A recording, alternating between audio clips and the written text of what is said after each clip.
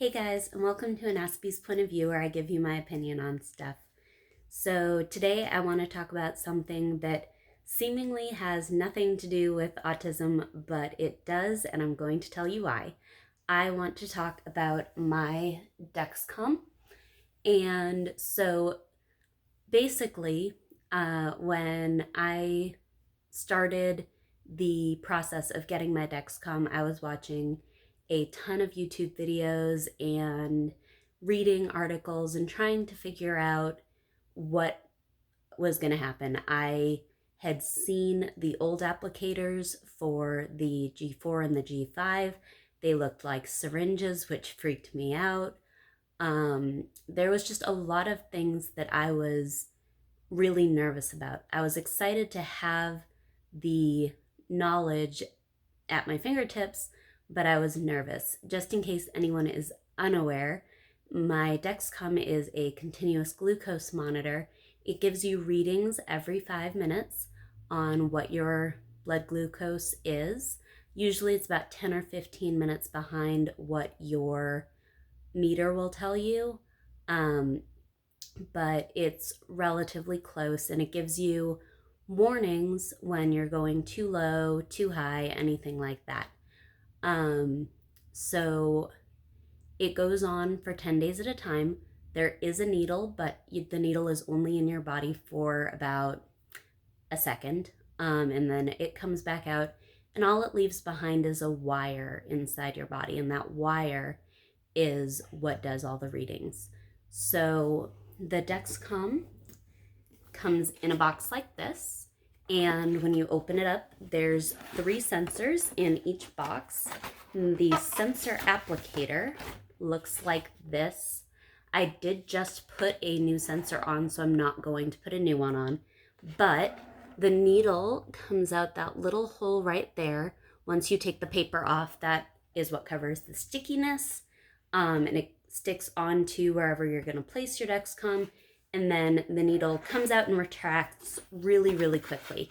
So you don't have that issue of, you're seeing a needle or the needle is in your body for an extended period of time. It's literally out and back. So one of the things that I was really nervous about was my hypersensitivity.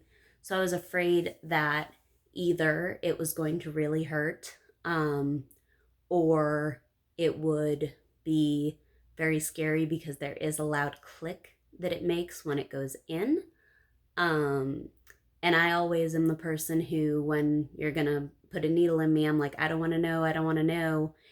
Obviously, when you're giving yourself injections, you have to know, but in general, I don't want to know. And so when you hear that click, you immediately know that needle's going into my body right now.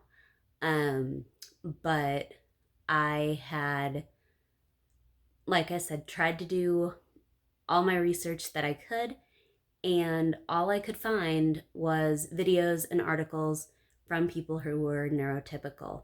And so there was nothing telling me what somebody whose brain works like my brain works might experience. So I wanted to put this video out there for anyone whose brain works like mine does.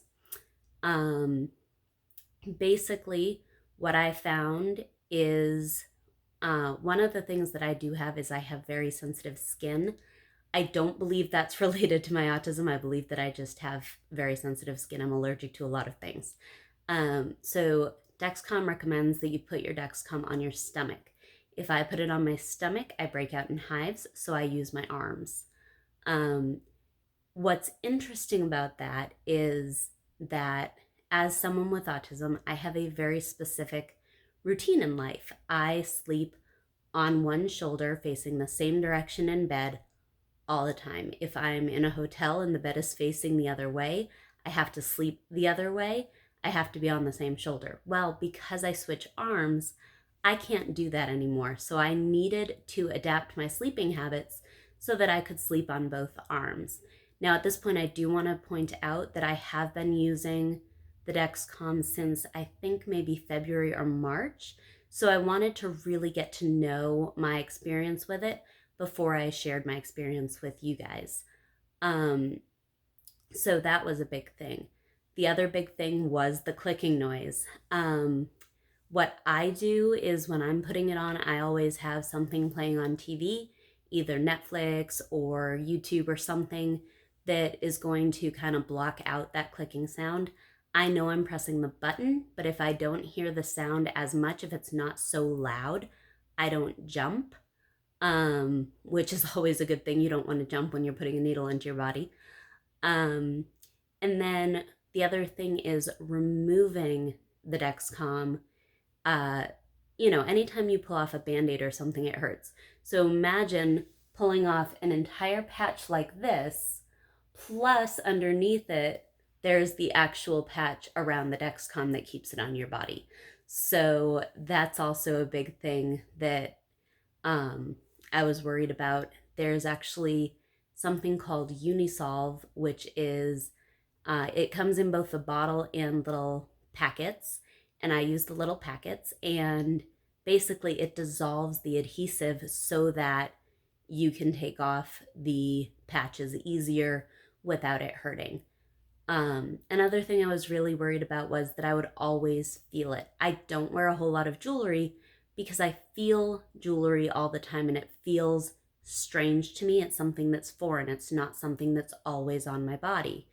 I got used to the Dexcom so quickly that I actually would forget which arm it was on, and before bed I would kind of go like this and see what arm it was on so that I knew what arm I could sleep on and what arm I couldn't sleep on. Um, so that was something that I had been really worried about, but it ended up being great. And of course, there is obsession. I talked about obsession in my last video, but certainly having all that data at your fingertips, having readings every 5 minutes, I would say for the first week and a half, I was constantly looking.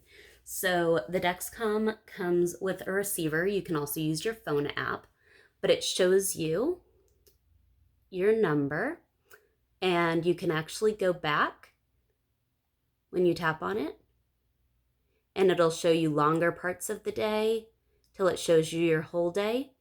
And then it'll show you really up close the newest part of your day.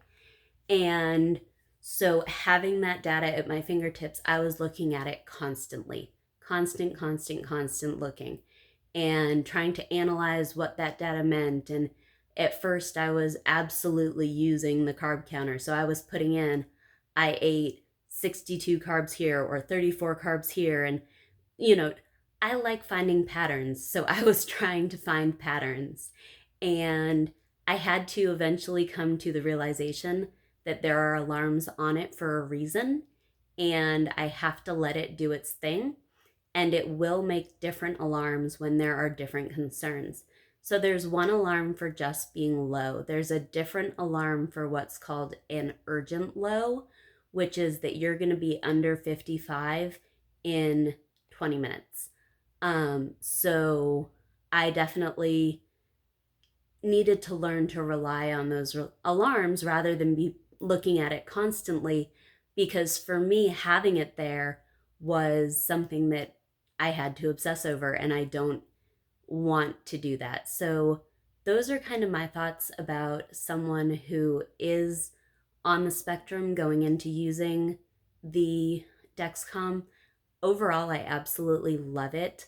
I've had way less hypoglycemic episodes.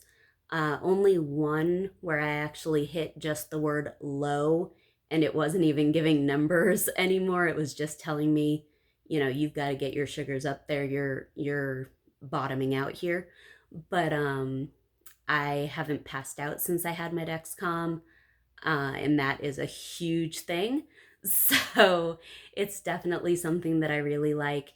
And with all the health issues that I've been having lately, when going under anesthesia, I was actually able to give the Dexcom receiver to the anesthesiologist, and he was able to monitor my glucose levels the entire time that I was under. So that was really cool as well.